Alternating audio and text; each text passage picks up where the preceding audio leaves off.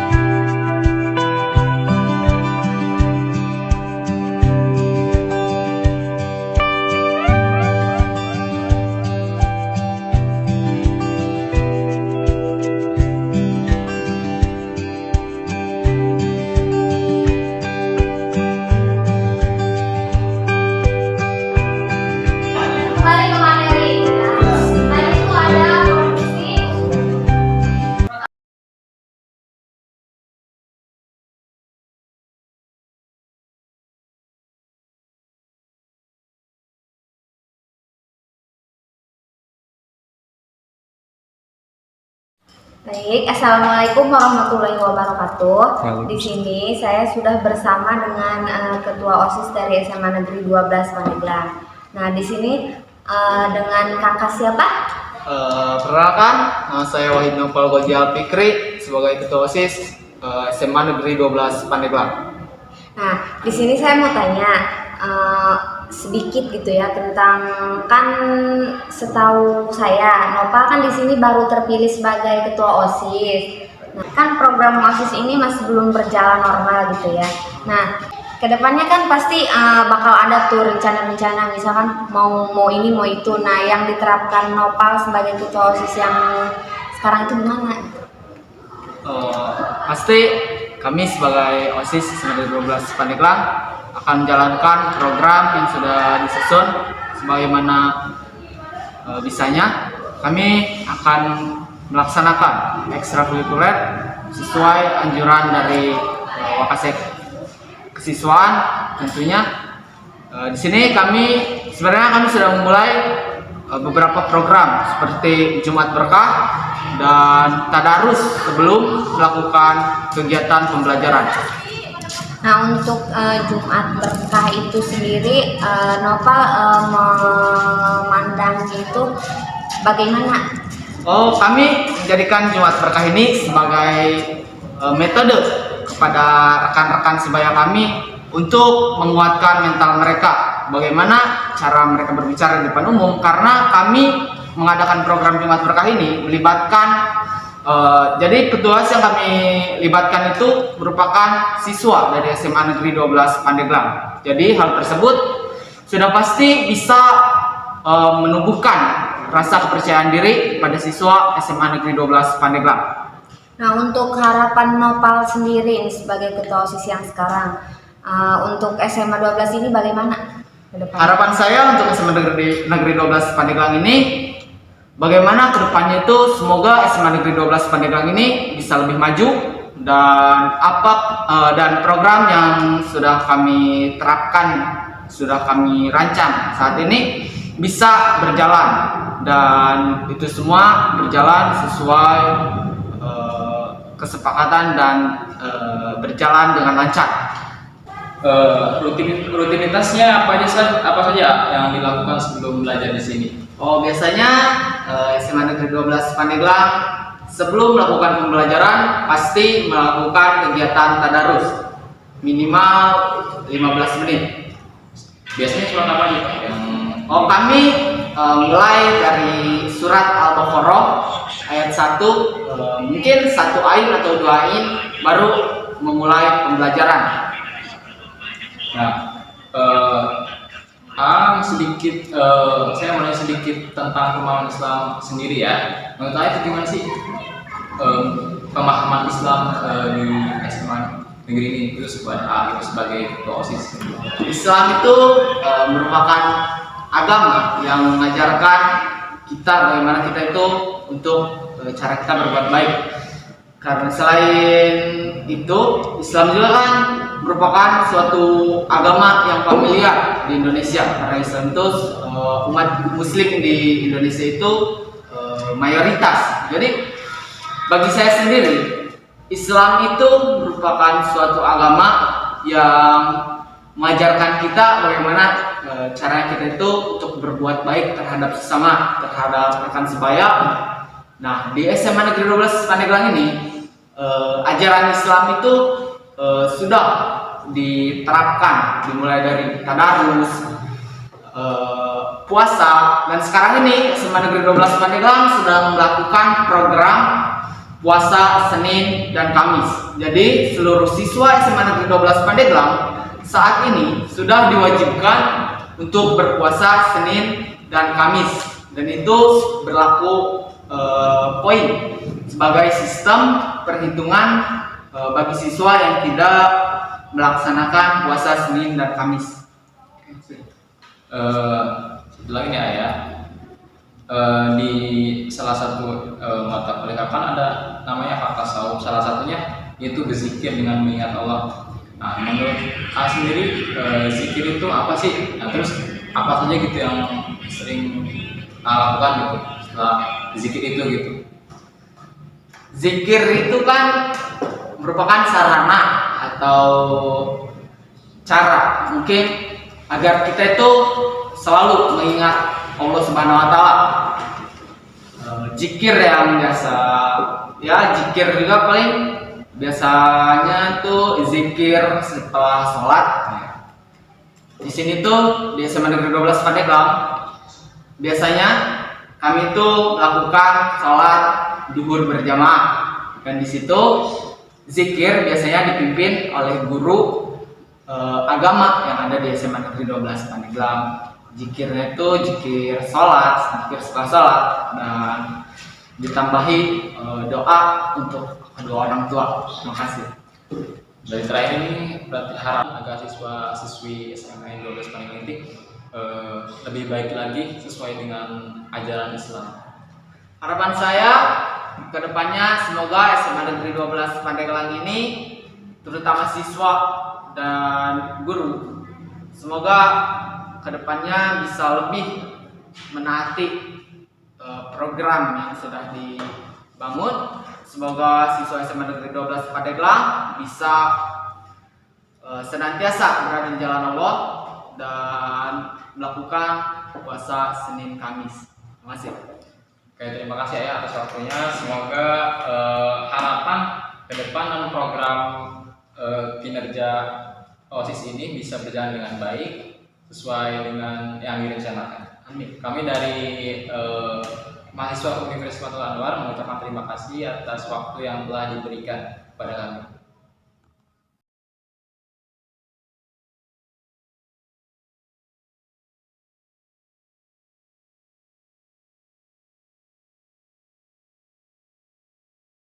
Assalamualaikum warahmatullahi wabarakatuh. Saya sudah bersama dengan Pak Said selaku guru PAI, Pak ya. Ya. Di sini saya akan menanyakan terkait akhlak tasawuf. Di akhlak tasawuf kan sebelum ke akhlak tasawuf saya mau nanya nih Pak, kegiatan keagamaan apa saja sih yang ada di sekolah ini? Memang kegiatan keagamaan di sini masuk kepada rohis ya, rujukan rohani Islam. Itu kan adanya di di eskul ya, ekstrakurikuler, yang mana di dalamnya itu banyak sih kegiatannya. Karena kalau kita masuk kepada materi pembelajaran itu kan tidak mungkin tercapai, karena di eskul itu kan ada murojaah gitu kan, ada tahfidz, ada dakwah gitu kan, ada apa namanya marawis gitu kan, di ada nasyid gitu. Jadi sengaja dibagi materinya sesuai dengan instruksi Bapak Kepala Sekolah bahwa untuk merealisasikan agar ketika anak itu keluar dari SMA dia bisa diakui oleh masyarakat. Artinya lebih banyak praktek dalam bidang keagamaan. Contoh, kemarin kita membuat lomba memandikan jenazah, menyolatkan jenazah gitu kan, mengapani jenazah gitu kan. Karena hanya keilmuan saja yang kita berikan tanpa ada praktek, anak tidak akan pernah mengerti. Itu aja. Nah, terus nih Pak, pendapat Bapak nih ya, ini sih lebih ke pemahaman gitu Pak ya, tentang syariat, ma'rifat, tarekat sama hakikat. Man arafa nafsa arafa rabbah, itu kan biasa standar yang dipakai oleh ilmu tasawuf kan. Siapa yang mengenal dirinya maka dia mengenal Tuhannya. Maka itu kan berkaitan dengan marifat. Arti marifat itu kan mengenal Allah dalam bentuk sifat, bukan wujud ya. Karena sifat itu menunjukkan adanya wujud. Tapi wujud Allah dengan wujud manusia kan berbeda. Kalau manusia ada sifat wujudnya kelihatan, tapi kan Allah ada sifat tanpa harus melihat wujud. Ya gitu kan. Contoh Nabi Musa, dengan cahaya saja Nabi Musa tidak mampu melihat Allah gitu kan, apalagi wujud yang sebenarnya. Makanya di situ ada marifat, kita minimal mengenal sifatnya. Contoh Allah Maha Kuasa. Kekuasaan Allah itu adalah dengan diciptakannya langit dan bumi beserta isinya. Itu kan menunjukkan bahwa sifat Allah itu adalah Maha Kuasa, Maha Pencipta gitu kan. Nah ini yang disebut dengan marifat. Marifat itu kan mengenal, ya mengenal Allah dalam artian sifat sesuai dengan hadis itu kan, walaupun hadis itu kan dhaif ya. Man arafa nafsa arafa rabbah, itu bukan hadis sih sebetulnya Mbak itu ya. Kalau dalam mustalah hadis mungkin dikatakan hadis maudhu, itu hanya perkataan orang-orang sufi saja gitu kan, itu aja. Nah, adapun masalah syariat, syariat itu kan untuk melahirkan hakikat. Manusia tanpa syariat maka tidak akan lahir hakikat. Hakikat itu adalah toh pemberian Allah langsung ketika kita sudah berusaha. Karena manusia tidak mungkin mencapai hakikat tanpa ada syariat. Contoh begini, makan itu kan tidak bisa menyembuhkan, tidak bisa mengenyangkan kan. Tapi ketika kita makan, maka hakikat dari makan itu kan kenyang. Nah seperti itu kan. Berusaha itu kan adalah syariat, cara. Tapi hakikat yang memberikan rezeki itu kan adalah Allah, dengan cara kita berusaha. Jadi syariat itu adalah cara, jalan untuk mencapai hakikat Allah. Hakikat tidak akan bisa kita ambil, Allah berikan tanpa kita melakukan syariat. Itu perbedaan antara hakikat dan syariat dan marifat. Marifat adalah kita mengenal Allah dalam bentuk sifat. Syariat adalah cara bagaimana kita untuk mendapatkan hakikat. Dan hakikat itu adalah hak Allah untuk diberikan kepada hambanya ketika dia menjalankan syariat. Yang untuk ke tarekat itu gimana Pak? Kalau tarekat itu kan jalan ya. Jadi tarekat itu adalah jalan bagaimana supaya taqarruban ila Allah, lebih dekat kepada Allah. Itu kan tarekat. Ya, beda lagi kalau syariat. Kalau syariat itu kan cara, kalau tarekat itu kan jalan. Ya, dari jalan bagaimana kita bisa taqarruban ila Allah, lebih dekat lagi kepada Allah. Tapi untuk menuju tarekat itu apakah harus meninggalkan dunia tinggal? Enggak. Kita lihat perintahnya. Robbana atina fid dunya hasanah wa fil akhirati hasanah. Allah sendiri memerintahkan kita dunia dulu, tidak akhirat dulu kan. Robbana atina fid dunya hasanah. Ya Allah, datangkanlah kepada kami. Ya, dunia hasanah, kebaikan di dunia. Artinya bahwa dunia itu harus kita kejar. Untuk apa? Untuk nanti bekal di akhirat. Dengan cara apa? Itu bersedekah dan sebagainya. Karena dunia itu jangan ditinggalkan, wajib dikejar. Nah, harus kita kejar. Jadi salah, kita ini tidak boleh mencintai dunia. Salah, karena dunia itu adalah investasi kita untuk ke akhirat. Kita makan untuk ibadah kuat kan. Kita punya banyak harta karena kita agar bisa berinvestasi di akhirat dengan cara sedekah gitu kan, berbuat memberikan santunan yatim, itu kan miskin, membangun masjid dan sebagainya. Itu kan makanya yang disebut dengan majra'atul akhirah. Menanam kebaikan di dunia maka kita akan memetik kebaikan di akhirat. Menanam keburukan di dunia maka kita akan memetik keburukan di akhirat. Itu aja. Jadi harus seimbang itu loh Pak. Nah itu betul, harus balance antara dunia dan akhirat. Kita mengejar dunia tanpa mengejar akhirat rugi. Akhirat tidak dapat, dunia juga kan tidak dapat. Tapi kalau kita tujuan adalah mengejar dunia, sekalipun dunia kita tidak dapat, tapi akhirat kita dapat. Nah Nah itu ya, jadi kejarlah dunia seakan-akan gitu akan hidup selamanya kan, dan kejarlah akhirat seakan-akan kita akan mati besok. Jadi harus seimbang. Mengejar dunia jangan melupakan akhirat. Kalau mengejar akhirat jelas dunia pasti dapat. Ya.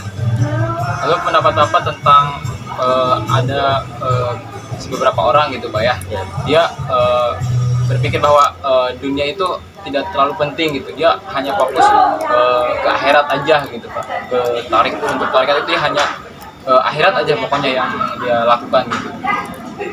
Kalau menurut pendapat saya ya, itu pemikiran-pemikiran tasawuf yang betul-betul mungkin, karena tadi itu kalau orang-orang yang betul tasawuf, kita tidak mesti mengejar urusan dunia ya, kejarlah urusan akhirat karena dunia akan datang dengan sendirinya. Artinya kita tidak butuh syariat, karena orang yang takwa kepada Allah itu akan Allah jamin tentang dunianya. Contoh ketika Imam Syafi'i dengan Imam Malik berpendapat tentang syariat dan hakikat ya, kata Imam Syafi'i berbicara kepada Imam Malik, kita tidak mesti membutuhkan gimana Allah, hakikat, karena kita butuh syariat. Kata Imam Malik tidak mesti butuh syariat, tanpa syariat pun Allah akan memberikan rizki kita, hakikatnya Allah akan memberikan.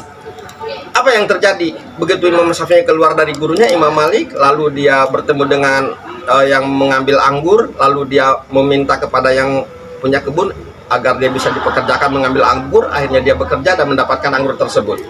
Lalu dia kembali lagi kepada Imam Malik, wahai Imam Malik, saya sekarang dengan bekerja maka saya mendapatkan anggur ini, silahkan cicipi, kata Imam Syafi'i kepada Imam Malik. Bagaimana Imam Malik berkata, saya juga nggak kemana-mana kan dapat anggur, berarti kan rezeki saya juga kan, betul nggak? Nah itu kan, jadi bahwa ada rezeki yang tanpa harus syariat, tapi syariatnya adalah dia taqarruban ilallah. Ada rezeki yang harus syariat karena memang dia tidak taqarruban ilallah. Nah itu ya. Ya, akhirnya ketua kan para ketawa. Oh, iya ya katanya. Imam Malik nggak kemana-mana, tapi dia kan dapat anggur dari Imam Syafi'i. Tapi yang melakukan syariat kan Imam Syafi'i. Tapi kan hakikatnya Allah kan memberikan rezeki anggur kepada Imam Malik karena memang Imam Malik sudah bertaqarruban ilallah. Siti Maryam nggak kemana-mana kan? Dia ada di dalam makom ketika dia dimasjidkan, tapi dia kan dijamin oleh Allah dengan makanan dari surga, padahal dia nggak kemana-mana. Nah itu kan apa menurut ahli tasawuf, karena memang dia taqarruban ila Allah. Itu kan nilai ketasawufannya gitu ya. Artinya tidak mesti mengerjakan dunia, yang penting kita dekat dengan Allah, maka Allah akan menjamin segala kehidupannya. Lihat nanti di surat Al-Baqarah itu kan, semakin kita dekat kepada Allah, maka Allah juga akan semakin dekat kepada kita. Kalau kita memperbaiki ibadah kita kepada Allah, maka Allah juga akan memperbaiki kehidupan kita. Itu kan jaminan, itu kan Al-Quran. Intinya kita dekat dengan Allah gitu, ya. Tapi tanpa harus menghilangkan dunia kita gitu. Nah itu gitu kan, dunia memang butuh kan, memang Allah perintahkan Rabbana atina fid dunya hasanah gitu kan. Karena yang Allah sampaikan itu adalah dunia hasanah, bagaimana kita di dunia baik. Dengan cara apa? Mencari pekerjaan yang baik, mencari makanan yang baik, agar kita bersedekah juga dengan harta yang baik gitu kan. Makanya dinya ada hasanah. Kenapa di akhirnya waqina adzabannar? Percuma kita juga masuk surga kalau masih dekat dengan neraka. Nah itulah kan, karena di akhirnya waqina adzabannar, jauhkan dari api neraka. Agar apa? Agar semua amal perbuatan kita itu adalah hasanah. Dari hasanah itulah maka akan jauh dari api neraka. Itu ya, apa yang terlalu cepat ngomong saya ya Pak? Ini terakhir Pak ya, dari yang Bapak sampaikan tadi terkait syariat, marifat, tarekat dan hakikat, penerapannya itu loh di lingkungan sekolah itu gimana nih? Bagaimana nih Pak? Oh itu, saya itu selalu mengajarkan kepada mereka itu, silahkan kamu bertarekat. Artinya tarekat itu memperbaiki diri, ya, memperbaiki diri dari hal-hal yang akan membuat diri kita terpleset. Contoh, kita jangan terlalu bergaul bebas.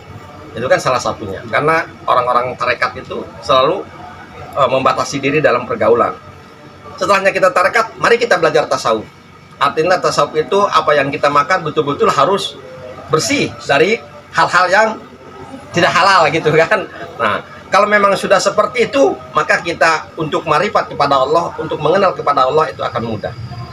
Ya, karena apabila di tubuh kita adalah serba bersih, itu kan serba halal yang kita makan, serba bersih pandangan kita, serba bersih pendengaran kita, serba bersih gerak dan tangan dan kaki kita, maka kita akan semakin mudah untuk mendapatkan hidayah. Karena hidayah itu kan datangnya pada manusia-manusia pilihan yang jauh daripada hal-hal yang dilarang oleh Allah. Demikian saja Pak ya. Oh ya, Terima kasih Pak atas oh waktunya. ya, sama-sama.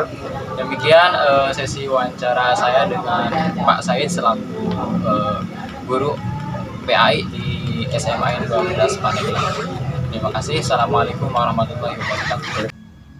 Assalamualaikum warahmatullahi wabarakatuh. Baik, di sini saya akan menyimpulkan dari video tadi. Nah, bahwa di SMA N12 Pandeglang ini sudah diterapkan ilmu tasawufnya melalui kegiatan keagamaan dengan tujuan untuk mendekatkan diri kepada Allah Subhanahu wa taala.